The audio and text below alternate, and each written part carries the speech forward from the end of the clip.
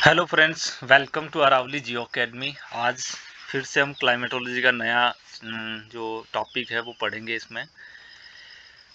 ये जो पिछले वाले लेक्चर में जो हम पढ़ रहे थे chapter 1 earth and it's atmosphere, तो इसमें हम लोगों ने अर्ली एटमॉस्फेयर का जो कंपोजिशन देख लिया था, सेकंड एटमॉस्फेयर का कंपोजिशन देख लिया था, और उसके बाद में ओरिजिन ऑफ एटमॉस्फेयर हमने कवर कर लिया था।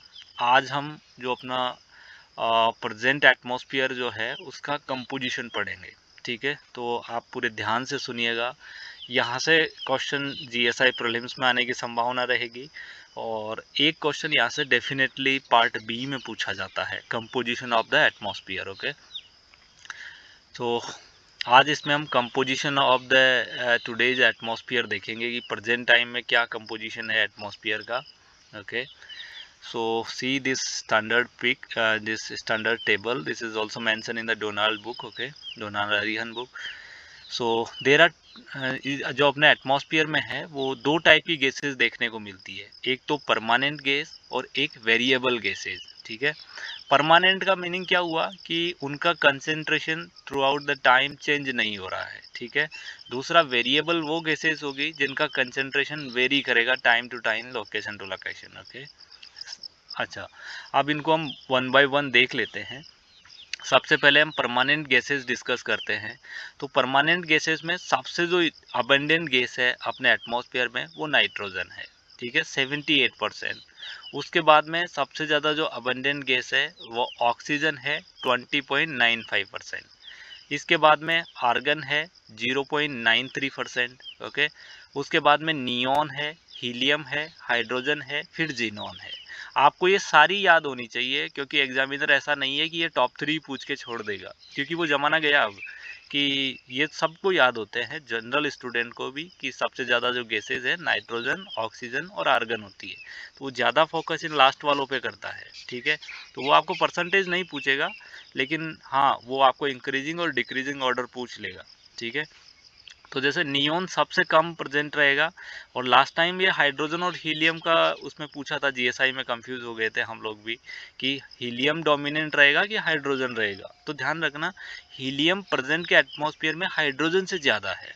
ठीक है, और नियोन आर्गन से कम होता है। ठीक है, आर्गन ज़्यादा होता है। तो आपको ये ऑर्डर पता होना चाहिए इसका, आगे और बता दूंगा मैं डिटेल में अभी नेक्स्ट स्लाइड में।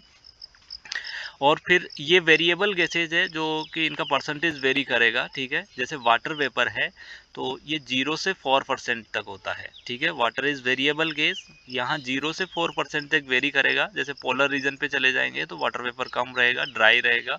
आप इक्वेटोरियल रीजन पे आएंगे तो वाटर वेपर बहुत ज़्यादा देखने को मिलेगा। ठीक है, कार्बन डाइऑक्साइड भी एक वेरिएबल गैस है, जो CO2 का जो कंसंट्रेशन है वो 0.041 या 0.03 के आसपास होता है। अगर ppm में बोले अभी जो प्रेजेंट में CO2 का कंसेंट्रेशन कितना है, तो 410 पार्ट्स पर मिलियन। ठीक है, ये याद रखना, ये ज़रूर ये पूछ चुका है एक बार कि वर्तमान में जो CO2 का कंसेंट्रेशन कितना है, तो 410 pm around. Okay, ppm around, parts पर मिलियन।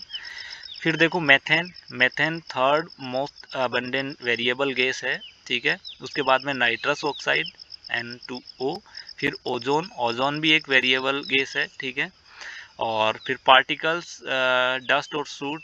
ठीक है, क्लोरोफ्लोरोकार्बन और हाइड्रोफ्लोरोकार्बन, ये भी क्या है, एक वेरिएबल गैस है।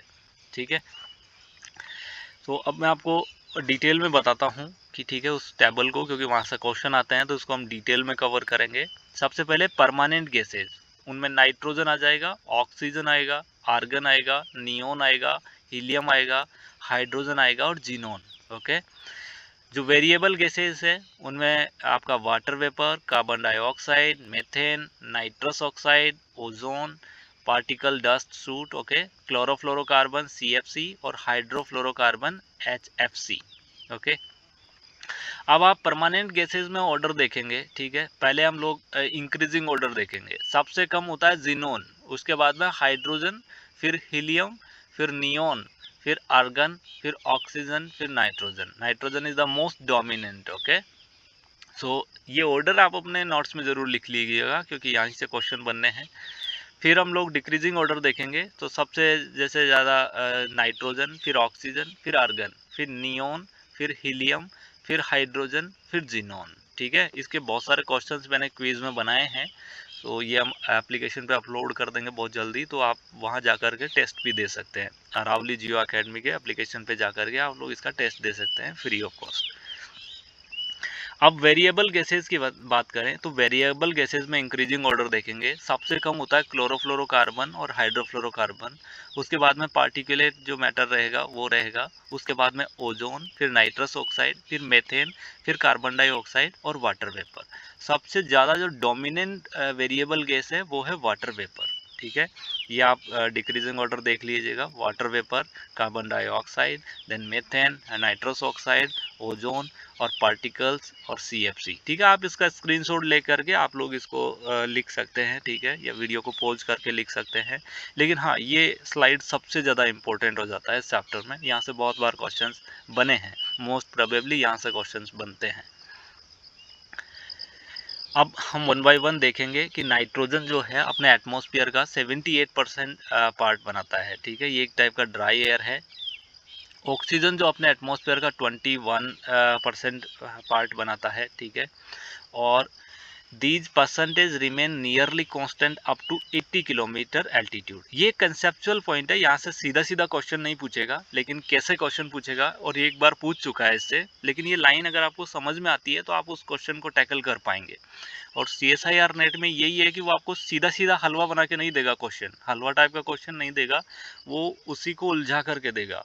तो इस लाइन को समझेंगे अभी, फिर आपको समझ में आएगा कि किस टाइप का क्वेश्चन यहाँ पूछा गया और उसको कैसे करना था। अब ये क्या लिख रहा है कि these percentage remains nearly constant up to 80 kilometre. कौन सा परसेंटेज? जो हमने पढ़ के आए हैं कि नाइट्रोजन 78% है, ऑक्सीजन 21% है, ऑर्गन जो है वो 0.94% के अराउंड है। तो ये जो परसेंटेज है 78, 28, ठीक है, गैसेस का, ये सरफेस से लेकर के 80 किलोमीटर तक कांस्टेंट रहता है। अब आपको वो पूछ ले कि बताओ नाइट्रोजन स्ट्रेटोस्फीयर में कितना होता है, नाइट्रोजन मेसोस्फीयर में कितना होता है, तो आपको ये ध्यान रखना है कि जहाँ तक 80 किलोमीटर की बात हो रही है वो परसेंटेज यही आएगा, नाइट्रोजन 78% और जो अपना ऑक्सीजन है ये 21% आएगा। ठीक है, अब एग्जामिनर ने पूछ लिया, जैसे हम लोग पढ़ते हैं कि ट्रोपोस्फियर में कंपोजिशन जो है 78% नाइट्रोजन है, ऑक्सीजन 21% है। अब उसने स्ट्रेटोस्फियर में पूछ लिया था कि स्ट्रेटोस्फियर में बताओ कि डोमिनेंट गैस कौन सा होगा। अब डोमिनेंट गैस कौन सा होगा, जब हमें एक चीज़ ये पता है कि 80 किलोमीटर तक चलते चलते अपने को यही कंपोजिशन रहना है, 78% नाइट्रोजन रहनी है, 21% ऑक्सीजन रहना है। तो भले ही वो आपको ट्रोपोस्फियर पूछे, स्ट्रेटोस्फियर पूछे या मेसोस्फियर पूछे, या फिर वो आपको हाइट दे के पूछ ले कि 50 किलोमीटर जो हाइट है तो वहाँ बताओ कि कौन सा डोमिनेंट गैस मिलेगा, तो ये 80 किलोमीटर तक कोई सा भी आपको हाइट पूछे, कोई सा भी लेयर पूछे, तो उसका कंपोजिशन यही रहना है। ठीक है, ये एक होमोजीनियस कंपोजिशन रहेगा 28 की मतलब 80 किलोमीटर तक। ठीक है, ये ध्यान रखना है, ये कंसेप्चुअल पॉइंट है, CSIR नेट में इसी टाइप का क्वेश्चन आने हैं।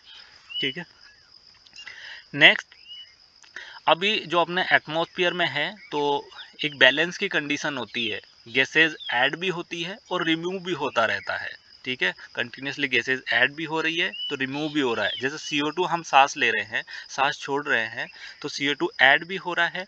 प्लांट क्या कर रहे हैं, फोटोसिंथेसिस कर रहे हैं, CO2 यूज कर रहे हैं। तो ये एक प्रोसेस चल रहा है बैलेंसिंग का। ठीक है, अब इसमें हम वन बाय वन देखते हैं।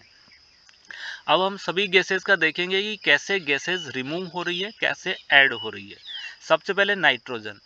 नाइट्रोजन एटमॉस्फेयर में से रिमूव कैसे हो रहा है कि इसको प्लांट जो है ठीक है, प्लांट यूज करते हैं बायोलॉजिकल प्रोसेस के थ्रू।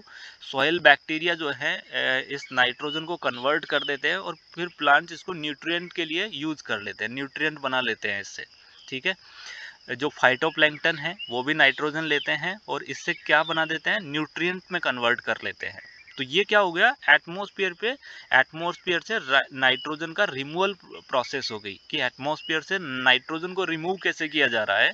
तो वो बायोलॉजिकल प्रोसेस के थ्रू जो सॉइल बैक्टीरियाज होंगे वो इसको कंपाउंड्स में तोड़ करके में इसको प्लांट यूज कर लेंगे या फाइटोप्लैंक्टन्स इसको यूज करके न्यूट्रिएंट्स बना लेते हैं, ठीक है।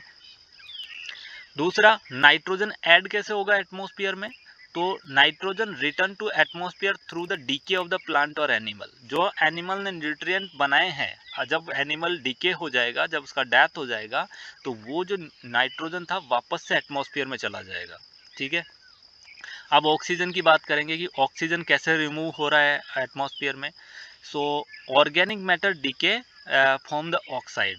जब ऑर्गेनिक मैटर का डीके होता है, ठीक है, तो उसके लिए ऑक्सीजन की रिक्वायर्ड रहेगी। इसके अलावा जब कोई ऑक्साइड बन रहे हैं तो उसमें भी ऑक्सीजन का रिक्वायर्ड होगा, ठीक है। तो ऑक्सीजन इस तरह से रिमूव हो रहा है। इसके अलावा कैसे हो रहा है, हम लोग भी इसमें इन्वॉल्व हैं कि जैसे हम ब्रीदिंग कर रहे हैं, तो ब्रीदिंग से क्या है, हम ऑक्सीजन अंदर ले रहे हैं, CO2 ऐड कर रहे हैं। तो breathing also remove oxygen and release carbon dioxide. हम लोग कार्बन डाइऑक्साइड को एटमॉस्फेयर में ऐड कर रहे हैं और ऑक्सीजन जो क्या कर रहे हैं, हम लोग ब्रीदिंग कर रहे हैं, ऑक्सीजन को एटमॉस्फेयर से ऑक्सीजन रिमूव कर रहे हैं और एटमॉस्फेयर में हम लोग CO2 दे रहे हैं। ये एक बैलेंस का कंडीशन है, ठीक है। Oxygen is added back to the atmosphere through the photosynthesis. अब जो प्लांट्स हैं, मैंने कल रिएक्शन बताया था कि CO2 और जो H2O है, ठीक है, CO2 और H2O सनलाइट की प्रेजेंस में ग्लूकोज और O2 बना रहे थे, ठीक है। तो ऑक्सीजन प्रोसेस फोटोसिंथेसिस के थ्रू क्या हो रहा है, एटमॉस्फेयर में लगातार ऐड हो रहा है, ठीक है। अब जो हम वाटर वेपर की बात करेंगे, क्योंकि ये तो जो दो गैसेस हमने डिस्कस की वो परमानेंट गैस थी। वाटर वेपर क्या है, एक वेरिएबल गैस है, ठीक है। अब ये location to location water vapour का कंसंट्रेशन वेरी करेगा, ठीक है। कितना करेगा, ये हमने टेबल में देखा था कि 0 से 4% तक वेरी करेगा। ये जो 4% कहाँ पर होगा, जहाँ पर बहुत ज़्यादा ह्यूमिडिटी रहेगा, तो ये ट्रॉपिकल रीजन में देखने का मिलेगा, near the equator. Highest water vapour का कंसंट्रेशन जो होगा वो ट्रॉपिकल रीजन में आपको देखने को मिलेगा। और इसका जो बहुत ही कम कंसंट्रेशन है तो वो एकदम ड्राई एरियाज में देखने को मिलेगा, जहाँ कोल्ड क्लाइमेट होगा, बिकॉज कोल्ड एयर जो होती है वो ड्राई होती है, ठीक है। तो जो कोल्ड क्लाइमेट रहेगा उधर इसका कंसंट्रेशन लेस देन 1% होगा। दूसरा, water vapour is invisible in the gaseous state. ये आपको फैक्ट पॉइंट है, इसको याद रखना है कि वाटर वेपर इनविजिबल होती है आपकी गैसियस स्टेट में, ठीक है। दूसरा, it becomes visible when it's condense into the droplet और आइस, ओके। जो गैसियस कंडीशन में है तो वाटर वेपर इनविजिबल है, लेकिन अगर ये कंडेंस हो रही है आइस में या ड्रॉपलेट्स में तो ये विजिबल हो जाता है, आपको ड्रॉपलेट्स दिखाई देगी। कंडेंस का मीनिंग क्या है, ये हम आगे भी पढ़ेंगे। Condensation is a process in which water vapour convert into the liquid phase, okay. तो जब वाटर वेपर लिक्विड में चेंज होता है तो इस प्रोसेस को हम लोग कंडेंसेशन बोलते हैं। ये याद रखना है, फैक्चुअल क्वेश्चंस में पूछ लेगा कि what is the condensation. Condensation is a transformation of water vapour into the liquid, और ओके। दूसरा, condensation is a change from the vapour to the liquid, this is the definition. और evaporation क्या होता है, change from the liquid to vapour. जो liquid था, जैसे पानी है, पानी का भाप बन गया तो वो इवोपरेशन है, और उस भाप से पानी बन गया तो ये कंडेंसेशन है। इसको हम बहुत ज़्यादा डिटेल में आगे भी पढ़ेंगे, ठीक है। अब है रेन और snow falling from the cloud is called precipitation. जो केमिस्ट्री में जो प्रेसिपिटेशन होता है वो अलग होता है, ठीक है। और यहाँ जो प्रेसिपिटेशन होता है वो जो क्लाउड से जो रैनफॉल हो रहा है, जो बारिश की बूंदें गिर रही है, उन बूंदों को क्या बोलते हैं हम लोग, प्रेसिपिटेशन, ठीक है। केमिस्ट्री में प्रेसिपिटेशन और यहाँ पर जो क्लाइमेटोलॉजी में प्रेसिपिटेशन जो पढ़ते हैं उसमें डिफरेंस क्या है, ये आप कमेंट में बताइएगा मुझे कि क्या डिफरेंस है केमिस्ट्री में जो प्रेसिपिटेशन होता है उसमें, और जो अपना क्लाइमेटोलॉजी में प्रेसिपिटेशन। तो आपको पता ही है कि फॉलिंग ऑफ द रैनफॉल जो होता है उसको प्रेसिपिटेशन बोलते हैं। नेक्स्ट, वाटर एग्जिस्ट, जो अपना वाटर है तो ये अपने को पता है कि तीनों मतलब अवस्थाओं में रहता है। ये गैस भी होगा, लिक्विड भी होगा, सॉलिड भी होगा, ठीक है। और वाटर वेपर ज़्यादातर जो एग्जिस्ट करता है वो लोअर एटमॉस्फेयर में ही एग्जिस्ट करता है। ये ध्यान रखना ये पॉइंट कि वाटर वेपर लोअर एटमॉस्फेयर में ही एग्जिस्ट करता है। बहुत ज़्यादा हाइट पे जाकर के आपको वाटर वेपर नहीं मिलेगा, वाटर वेपर का कंसंट्रेशन नियर द सरफेस ही मिलेगा, ठीक है। वाटर वेपर एक क्रूशियल गैस है एटमॉस्फेयर का, ठीक है, क्योंकि इससे क्लाउड फॉर्म होते हैं और क्लाउड बनेंगे तो बरसात भी होगी, ठीक है। अच्छा, when water vapour condense it is release the latent heat, ठीक है। अब इस लेटेंट हीट को समझना है सबसे पहले। लेटेंट हीट क्या होता है, जैसे वाटर है, ठीक है। वाटर जब वेपर में कन्वर्ट होता है, या फिर वाटर जब मान लीजिए वेपर जो है वो वाटर में कन्वर्ट हो रहा है और वाटर बर्फ बन रहा है, ठीक है, आइस बन रहा है, तो उस टाइम या तो गैस को वो रिलीज करेगा, या तो एनर्जी रिलीज करेगा, या फिर एनर्जी को ऐड करेगा। इसको हम डिटेल में डायग्राम के थ्रू भी देखेंगे, बस अभी थोड़ा सा समझ लो, इसको बहुत डिटेल में पढ़ने वाले हैं आगे। कि जब वाटर या फिर और कोई सब्सटेंस है वो अपना फेज चेंज करता है, तो उस दौरान या तो एनर्जी एब्जॉर्ब करेगा या एनर्जी रिलीज करेगा, तो उस रिलीज एनर्जी को हम लोग लेटेंट हीट बोलेंगे, ठीक है। और ये जो लेटेंट हीट था, जो वाटर जैसे वाटर था, पानी को आपने गर्म किया तो आपने उसको हीट प्रोवाइड की, उसने हीट को एब्जॉर्ब किया और वो कहाँ चला गया, एटमॉस्फेयर में चला गया। अब जैसे ही वो जो एब्जॉर्ब हीट थी वाटर वेपर के पास में, जब वो लिक्विड में कन्वर्ट होगा तो वो क्या होगा, वो हीट जो उसने एब्जॉर्ब कर रही थी वो रिलीज होगी। जो ये हीट है, जो ये रिलीजिंग हीट है, उसको हम लेटेंट हीट बोलेंगे, और ये फ्यूल का काम करेगी हरिकेन और थंडरस्टॉर्म के लिए, ठीक है। लेटेंट हीट जो उसने जब वाटर जो था वो गर्म किया, उसको हमने हीट प्रोवाइड करी, उसने हीट को एब्जॉर्ब किया और वो भाप में बदल करके मतलब वेपर में चेंज हो गया। फिर जब वेपर से लिक्विड में आ रहा है तो वो जो वो हीट जो उसने एब्जॉर्ब करी थी उसको रिलीज कर रहा है। अब जो ये रिलीज कर रहा है वो हीट किस काम में आएगी, वो फ्यूल होगी थंडरस्टॉर्म और हरिकेन्स का, ठीक है। अ, इसके अलावा वाटर वेपर एक टाइप का स्ट्रॉन्ग ग्रीन हाउस गैसेज भी है, ये आपको याद रखना है, ये फैक्चुअल पॉइंट है। आपको डायरेक्ट पूछेगा कि कौन कौन सी ग्रीन हाउस गैसेज होती है, तो वाटर वेपर भी एक ग्रीन हाउस गैस है, ठीक है। It is absorb earth outgoing radiate energy. तो वाटर वेपर जो ग्रीन हाउस गैस है, जैसे CO2 भी एक ग्रीन हाउस गैस है, तो वो करती क्या है, जो आउटगोइंग जो अर्थ का जो रेडिएशन होता है उसको एब्जॉर्ब कर लेती है, उसको ठीक है, स्पेस में नहीं जाने देता है, जिससे टेम्परेचर बढ़ता है, ठीक है।